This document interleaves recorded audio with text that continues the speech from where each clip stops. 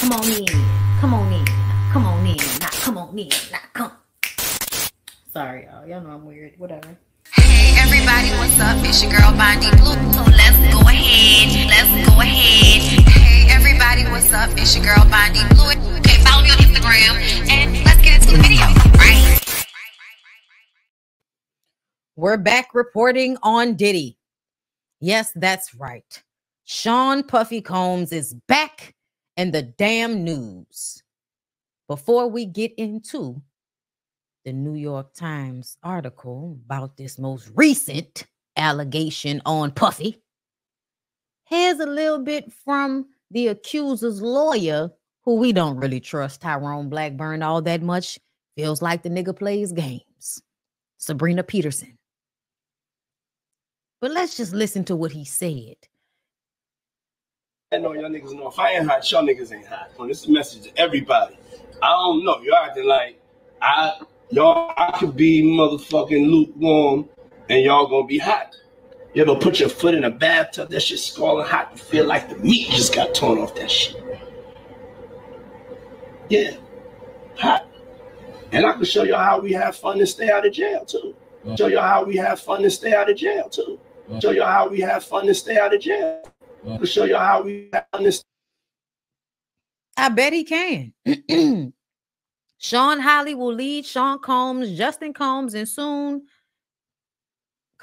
King Combs, child Prince Combs, I don't know, to the same fate as Tory Lanez and Danny Masterson. Tyrone Blackburn, we're told cops think gunshot victim stepped outside of the studio around 3:30 a.m. and was accosted by two individuals, at which point they tried to rob him. Our sources say the man suffered a gunshot wound, and when officers arrived, there was no sign of Diddy at all. Tyrone Blackburn posted this. He said, first, Holly claims the shooting occurred several blocks away. Chalice Recording Studios claimed the shooting occurred half a block away. Now TMZ reports the shooting occurred as G stepped outside the studio. If you tell the truth, you don't have to have a good memory. Where is the police body cam footage? Where are the 911 call logs? Where is the LFD's report? What is G's name? Why did G, after being shot in the stomach and hip leg, run past 3 layers of security? 3 recording studios, a reception area, and a lounge area just to bleed out in a restroom. Come on, Sean Holly. I know you can do better than this. Okay, so Chalice Recording, apparently this is a DM. The shooting occurred a half a block away from Chalice, and it was a result of a robbery. There are police reports corroborating this. Please wait for the facts to come out before you start shooting to defamation of our organization. So Rodney, Lil Rod, who is suing Diddy, apparently he's also saying that a shooting took place aftermath of the shooting of G. So I'm not sure when this even happened, but on top of the sexual assault, this is coming out. I really wanted y'all to just see this clip because Diddy's always running his mouth. But here's the thing about why I question Lil Rod. First of all, Lil Rod, I always feel like as men, y'all never want to admit when y'all went along with these things because you don't want other men to know that you will have sex with another man if it is advantageous for you. Y'all don't want women and other men to know that shit. But essentially, I feel like there's a part of this where you were going along with it. And I said on Instagram, why not use all of this footage you have of him to get what you want? If you have physical proof of Diddy doing anything illegal, why wouldn't you use that to your advantage? Why wouldn't you blackmail the nigga? Somebody posted in my comments because that's illegal. I was just like, LOL, okay, as if that matters. All of this shit is illegal. So my point was, if you have what you say you have, why not use that? Why not put some of that out to point? He's been fighting with Diddy for a while now over masters, over rights to music, which Stevie J came out and corroborated, which we can't believe anything Stevie J says because he's still in Puffy's pocket. But he said that Lil Rod only did a little thing here, a little thing there. He didn't really contribute to the Love album the way he says he did, because he's been fighting to get his rights or his money from that project. Okay. I don't think he had anything to do with Tupac getting shot at the studio at that time. I've always felt King Combs. Okay. I've always felt like Diddy absolutely has something to do with either one or the other or both. Because the way he tried to make himself seem like the good guy in that movie that he produced, when we know for a fact, based on all of the music that has been recorded and disseminated, you were the hype man for a lot of the beef that Biggie had with other rappers, Tupac included. And I always felt like it's really not what people, show you all the time. Sometimes it's the shit they admit, the shit they lie about. Like, we literally can listen to you screaming and hollering, threatening motherfuckers on songs. But then when you put the movie out, you try to rewrite history and act like that was never the energy you were on. And for me, I feel like that's a signaling that you probably were more involved in a negative way than you want people to know. So you're going to try to clean it up instead of just letting it be what it is. And we just, assume you was just being young and, a nigga. Y'all like all of that shit. Y'all like fighting and acting real tough from across the country with niggas. You know what I'm saying? You love talking shit behind security guards and putting on like you that dude. But this makes me feel like you really were like on this hood shit, and you were really trying to conceal it behind the the shiny shit, like dancing and your kids and the radio R&B songs. I think all of that has been illusion to help conceal how fucked up Diddy really is and how much a part of the gang activity involved in hip hop he's been a part of. Because if you think about it, Diddy seemed to have always been walking around with a group of niggas, security, to do whatever he wanted them to do. And he could just tell people to do whatever and they're going to do it because he's Diddy. And he has money to clean it up. He makes good relationships with people that are in good places. And so he's able to, erase certain things that have happened that really should have been on the front page of the goddamn blogs, the front page of the news. But we ain't hear nothing about it. Like the shit with Kid Cudi. Just disappears. So I am absolutely open to believing what Lil Rod is saying, if not for the fact that Lil Rod got some of his details wrong.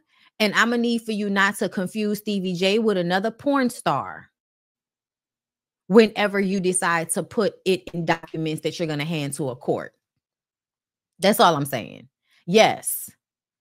I used to watch Making a Band and I thought I'd never want to be famous that bad to do dumb ish he had them doing. It was humiliating. It was humiliating. And I don't think anybody was really clocking it or paying attention to it the way they should have been. The way he talked to and treated Lorianne, it was ridiculous that Lorianne actually continued to work with him. She's in an abusive relationship with that nigga as well, always crying and just falling apart when she's either starch in her business or falling apart when she's around him. And everybody, we're so grateful. Puff makes us better. Puff makes us better. Does he? Or does he emotionally abuse y'all and make y'all thrive in high stress situations? And you can attribute that to what you do in entertainment. So you think it's been good to be in a relationship, a business relationship with a man that does this much damage and harm to the people around him. It's crazy. So I am looking at Lil Rod a little sideways. It's not the same thing as when Cassie came out. As a man, I feel like if you ended up in a bed with Diddy and some other women, you probably wanted to be there on some level because you knew he was trying to come at you and you felt like it was more important to keep that job. And I'm not mad at you about that because I feel like I might have made the same decision as you. working for Diddy, making a lot of money. I had a lot of opportunity to do whatever I wanted to do. And it just caused for me to let him flirt with me. I'm going to let the nigga flirt with me and I'm going to roll my eyes. Now, am I going to fuck him? No. No. I don't care if I had a crush on you when I was a kid. I probably would have come to the conclusion that your ass is not my type. I don't like old niggas. I like people my age for a reason. I don't like controlling situations. He would have talked to me crazy one too many times and I would have had to quit. And that's just because I've already been in situations like, and my spirit is to break free of it, be able to peep it moving forward and not allow it to happen to me again. And that's really been my way of not being in some of these situations like this. But I do understand the inclination to continue to work with people like Diddy, continue to be in these situations because you do feel like this is an opportunity. You do feel like it's a way for a person to elevate or get their money, you know what I'm saying? Or stabilize themselves. We all want that so badly. So this article, I'm sorry, y'all, is from the Los Angeles Times. So I'm about to read this article to y'all. First draft. Y'all know I love y'all. So here we go.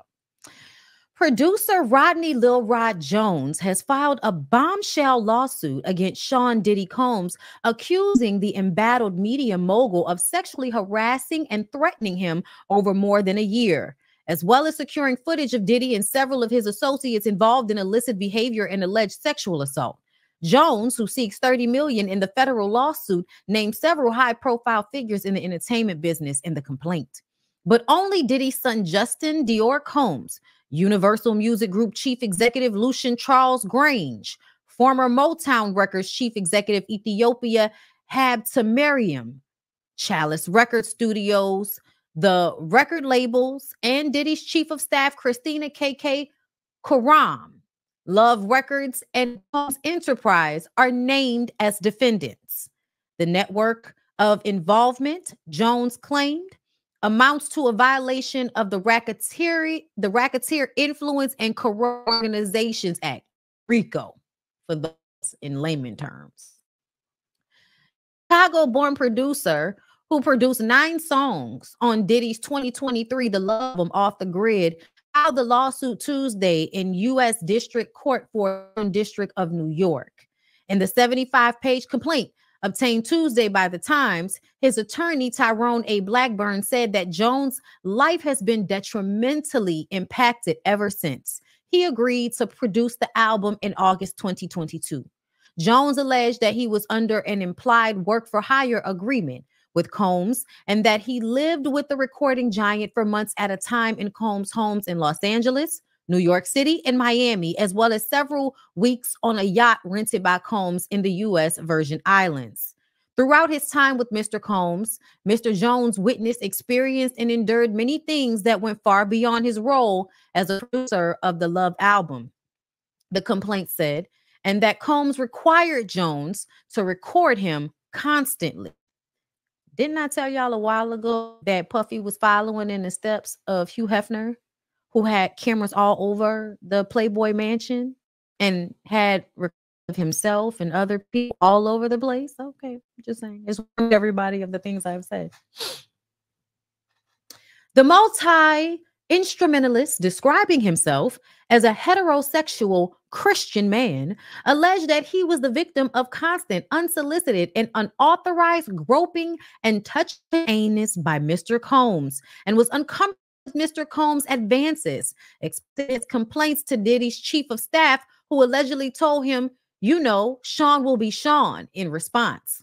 Blackburn described Karam as the Ghislaine Maxwell to Sean Combs' Jeffrey Epstein. He also alleged that Combs tried to groom him into engaging in sex with fellow producer Stephen Aaron Jordan and promised to make sure that Mr. Jones wins Producer of the Year at the Grammys if he engaged in homosexuality. He also provided Jones with alleged footage of people involved in sexual activity at Combs' home, which Jones believed was stored through hidden cameras throughout Diddy's properties.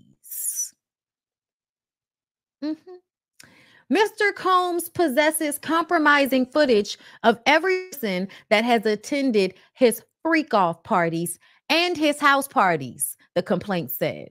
Upon information and belief due to this treasure trove of evidence he has in his possession, Mr. Combs believes that he is above the law and is untouchable. Jones also alleged that he was sexually assaulted by a cousin or assistant of Young Miami, who has dated Diddy, was sexually harassed, assaulted by Oscar Gooding Jr., and footage of a rapper and an R&B singer whose names have been redacted from the complaint, consorting with underage girls and sex workers. On several occasions, Mr. Combs took Mr. Jones' cell phone and began recording himself.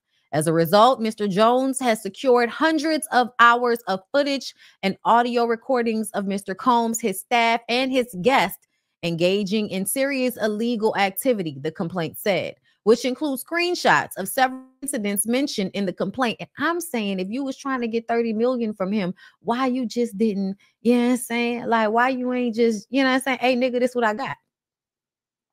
Cassie said she tried to talk to the nigga in private and he wasn't listening. This is actual footage and he didn't respond to none of this. Anyway, the producer said that he secured irrefutable evidence of illicit activity, including Combs providing laced alcoholic beverages to minor sex workers at his homes, and the rapper's acquisition, use, and distribution of ecstasy, cocaine, GHB, ketamine, marijuana, and mushrooms, as well as displaying and distribution of unregistered illegal firearms. Jones said that he was Alice Recording Studios in Los Angeles when a shooting took place on September 12, 2022, and accused Combs of giving him strict instructions to inform police that Combs had nothing to do with the shooting. He also forced Mr. Jones to lie to the police by telling them that G was shot standing outside the studio, drive-by assailant. The suit described G as a 30-year-old friend of Justin Combs. Okay, now we understand what that video was about. Jones alleged that he still has the blood-stained clothing he wore that day while helping the victim, and provided screenshots of the aftermath of the restroom where G was shot by either Mr. Combs or Justin Combs. Jones also accused Karam of instructing her staff to retrieve drugs so she could provide them to Combs for his consumption. He also said the footage also shows Diddy's son Christian Combs drugging and sexually assaulting a woman. Additionally, he accused Combs of detailing how he planned to leverage his relationship with Bishop T.D. Jakes to soften the impact of his public image of Cassie Ventura's lawsuit. And what did I tell y'all about Bishop T.D. Jakes and Diddy? The rape and abuse lawsuit filed and settled last November began Diddy's presumptuous fall from grace over the past several months. Since then, Diddy has been accused of sexual assault by Addition and stepped down from his position as chairman of Revolt TV, the media company he co-founded in 2013. Jones, who previously made a public plea on social media for Combs to pay him for his album, accused Love Records, Motown, and UMG of being unjustly enriched at his expense. In a Tuesday statement, The Times, Combs' attorney, Sean Hawley, called Jones a liar and accused him of shamelessly looking for an undeserved payday. His reckless name dropping about events that are pure fiction and simply did not happen is nothing more than a transparent attempt to garner headlines, Hawley's statement said. We have overwhelming, indisputable proof that his claims are complete lies. Our attempts to share his proof with Mr. Jones' attorney, Tyrone Blackburn, have been ignored as Mr. Blackburn refuses to return our calls, Hawley said. We will address these outlandish allegations in court and take all appropriate action against those who make them. So, yeah, you guys, that was the article. That was the article written by Nardine Saad, staff writer at Los Angeles Times. So now that I've listened, and we have some more clips, I'm probably, and I said this from the beginning, I don't know how much of Rodney's story I can believe. But I also feel like I can't feel like he's completely lying either. Like, this is this is Sean and this is what Sean is into. You know what I'm saying? So yeah, I'm more inclined to believe what's being said. Especially because it all sounds very familiar to me. It's very consistent. And I told y'all I felt like Diddy was acting as if he was copying and pasting Hugh Hefner's prints. It was the same thing R. Kelly tried to do. Y'all, I'm cold. But we're going to listen to what Columbus Short had to say. And listen, you got to listen to a dead clock because they write twice a day. For about a year, any parties he had, right. I was, you would go. I didn't know that there was other parties. You weren't at them boys. Wasn't at the okay. Party. You know, the big party. The big. Mm-hmm. And then Diddy called me one day after I did Cadillac Records. He came to the premiere of Cadillac Records in New York, and he was like, "Man, you killed that." He said, "I'm up for this movie or this show, Raisin in the Sun." Yeah. He's like, "I need an acting coach, man." So I put him with my acting coach that I had since I was a kid. Yeah. And he my acting coach. Big shout out, Josh Patan, wonderful, phenomenal acting coach. And he started working with him. You know, then Diddy was on a series for a little bit, and then he was working. So he was always looking out. So I think it was just now looking back, like the groomage, right? Yeah. So I was the BET Awards were happening in town. I didn't go because I wasn't nominated. So I'm like, I'm not going. I'm not nominated. You know what I mean? I'm just sitting my black behind at the crib. So about 2:30 in the morning, 2:15, 2:30 in the morning, phone rings. This is unknown number. I don't answer unknown numbers. But, you know, my wife looking at me like, yeah. Who is that? Pick that up. I want to know about this. So I put it on speaker. Yeah. I picked it up. Who's this? I'm like, Sean, it's Puff. I'm like, oh, what's good? You talking low like that? Talking low. So I was like, hey, what's good? I said, what's cracking? He said, we didn't see you tonight at the BET Awards. We didn't see you tonight. He said, you checking in. He said, what you doing? I was like, oh man, I'm at the crib. He said, oh yeah, we over here at the he said, I'm over here at the Beverly Hills Hotel. I said, oh, for real? So who over there? Just me. Just me. What? Come on, man. That man ain't saying, you serious? He said, just me. So my wife. You don't believe him? I'm over here on the suspects. What the hell? So I'm like, nah, man, I'm in bed, bro. I'm gonna come. He's like, I and just hung up. But did he ever give you signs? No. Did you ever give him any reason? No, nothing whatsoever. So I'm like, man, but now I got smoke in my house. So my wife looking at me like, what's up? You know what I'm saying? I'm like, I don't know. This man just called me. Like, and I don't know what's going on. So anyway, you know, people, when I posted that on IG, people was like, the comments was like, but did you go? You did. And they was like, you did leave it like in. I'm like, oh, I gotta respond to this. But I was like, the only way people really listen is if you say, you know, they listen to Dave Chappelle. Dave Chappelle say some shit they know it's fact. I was like, hell no, I didn't go. It's crazy. So this went on for about a year. Any parties he had, like I was, you would go. I didn't know that there was other parties. Yeah. You weren't at them parties. I wasn't at the party. Okay. I was at the, the big party. The big. Mm-hmm. And then Diddy called. So just more evidence that Diddy tries everybody he can. Something is wrong with son. Something is really, really wrong with son. Like it really does give. He tries whoever he can try, and that's really sad. You know what I'm saying? Let's go ahead and press on, okay? Because there's more. Yes, girl. There's more.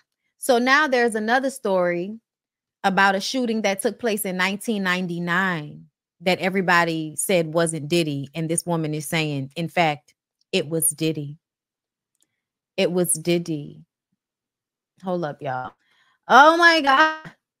Y'all will not let be in two things at one time. And it's so aggravating. It's so aggravating.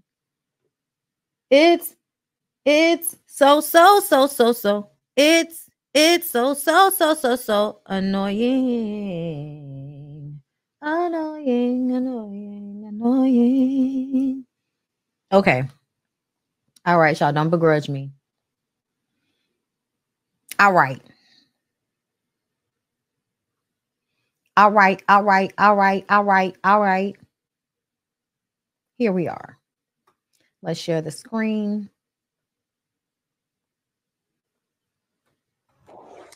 Hey, how you doing? So, here today about this latest lawsuit with the P. Diddy, Puff Daddy, Puffy, Sean Puffy Combs, whatever you want to call them, lawsuit that has come out involving the producer Little Rod. So basically his last two lawsuits, or last two major lawsuits, the one with Cassie, she made mention that Puffy made her carry his guns into clubs and wherever they went. And he threatened her to make her feel like she had to do so. And while there were lots of things of importance, that stood out to me. And I'm going to tell you why. In this lawsuit with the producer Little Rod, they were both SA'd by and threatened and physically harmed. But in this lawsuit, he appears to be a very young producer to me. But he said something very specific. As a means of threatening him, Puffy said, that's why I shot up the club in New York back in 1999 and let Shine take the fall for it. Let me tell you why that's of utmost importance to me. Because I am the woman who he shot in the face in that 1999, December 27th, 1999. Oh, girl, that's my mama's birthday. Club New York shooting. I have told everyone ad nauseum since then, even the surgeon who did the surgery to take the bullet. I got shot in my face with a 9mm hollow point bullet called a cop killer. I literally have told everyone and never changed what I said. I watched him. I got out in the face. I watched him fire the gun. I've said it all this time. Even the surgeon who did my surgery to take out part of the bullet fragment was aspirating into my lungs and try to remove as many bullet fragments as possible, testified in the criminal trial that while they were putting me under, I was screaming, Puffy, pew pew me in the face. He testified in the criminal trial. It is in the record. They all knew he did it. Everybody knew he did it, but he paid off the club bouncer named Sharice and all these other people and the club owner video to hide the video. That's his MO. I told everybody that. This man almost took my life, has traumatized my life, has caused undue harm, irreparable damage to my life, lied his behind off. I've had all these youngins on the internet harassing me, swearing that I'm making it up that he did it. And look what he did to Little. He threatened him. Oh, you don't need to bust my gun? I shot the club in Club New York and let Shine take the fall for it. I shot them people. Well. It only took 24 whole years for it to come out. You see this tattoo? This commemorates me getting shot. It took 24 years for him to come out and say it. I've been saying it all along, but y'all pick and choose who y'all want to believe. Oh, baby. You ain't seen nothing yet. Not only did he pew me in the face, he also set off a course of harassment against me for the past 24 years. Really? When I tell you the things I went through, there was a time in 2017 and 2018 where Shine, no, he was fine. I'm sorry. Let's get back. I got 7 flats on my BMW. 7, the same tire, in a 2-year span. 7 on the same tire, and they were all new. That's crazy.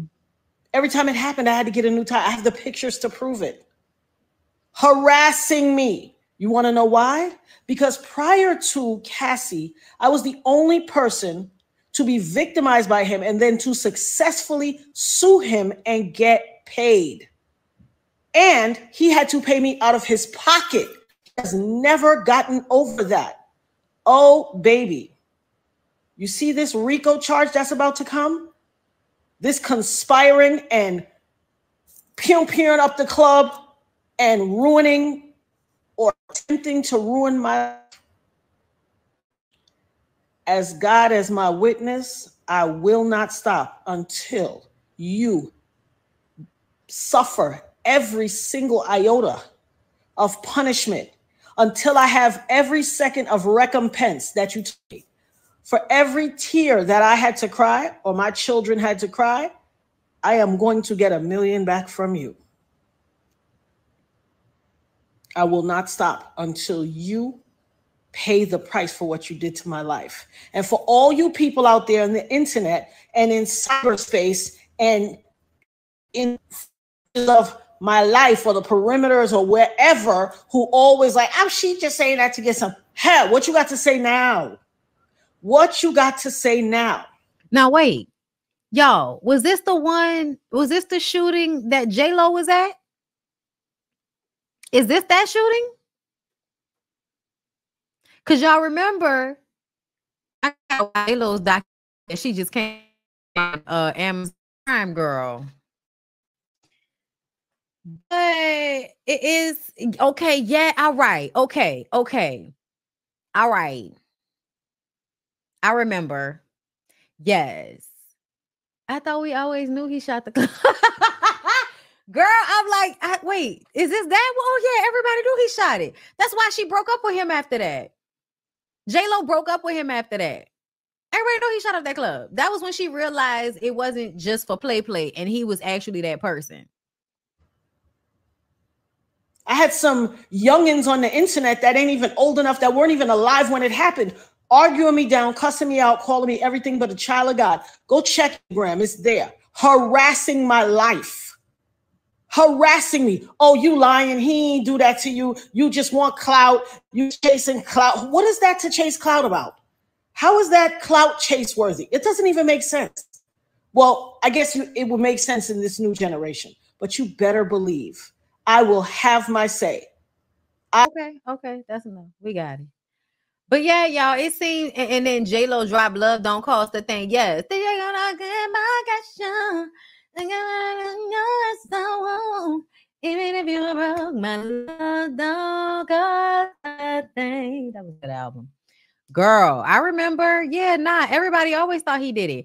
And listen, we're not done. We're not done. Diddy thought when he got a new hairline, girl, we was just gonna let him forget everything that happened. No, sir.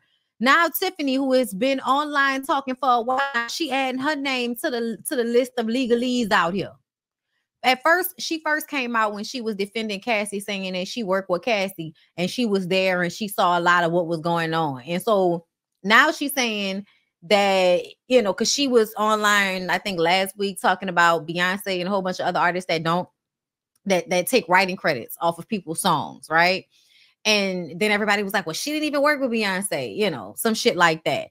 And now she's coming forward saying that she's suing Sean and Interscope and Epic Records, okay, next week. And Lucian Grange, whose name was already mentioned in Lil Rod's situation in his lawsuit. So let's listen to what Tiffany has to say. Suing Sean Combs too. I'm suing Sean Combs. I'm suing Interscope Records. I'm suing Bad Boy Entertainment. I'm suing Epic Records. And I don't know who else. I don't know if my lawyer is saying there's anybody else that's in there, but those are the people that I am suing. I am suing for tortious interference, for all the work that I have done that has been fucked because of all of this. Fucked. Let me put I'm back. Let's put my phone on Do Not Disturb. My work was fucked. It was derailed. I spent years working with Cassie. Years. The music is incredible. It's all fuck now. It's got all this nastiness all over it. I can't tell you what I felt like when I am suing Sean Combs too. When I found out this is what was going on. I can't tell you what I felt like when I found out that my music was playing in the background. That the reason why this nigga called me emotional singing bitch is because he was listening to a demo of me singing while he was doing God knows what with my fucking friend. I have been dealing with this shit since 2015. This has been some of the most traumatizing and terrifying moments in my fucking life. And to watch the world cackle and joke and people sending memes back and forth and all y'all in my DMs like, Tiff, did you see this? Like I'm fucking blind. Like I didn't just sit on NBC and speak with Chloe about my experiences. Are y'all fucking kidding me? So cat's out the bag. I'm suing too. That's why I haven't been answering your questions. You want to know why I haven't been in LA? You want to know why? When I found out this is what was going on. Okay. Okay, sis. Do your thing. Do your thing. Oh, Lord. All right. We're going to take a little break. But I just want to say that I believe everything that everybody's saying for the most part. Cat's out the bag. You know, you can't think you can fuck over people forever and that the chickens are never going to come home to roost. That's just not realistic to life at all. Especially when you're a black man. I mean, I know y'all think it happens for white people that they just get away with things, but nobody gets away with anything energetically. Nobody. So I'm really just shocked that it's all coming out the way it is. And I think there's going to be a lot more. But let's just break and we'll be more. Anywhere you go, give it all.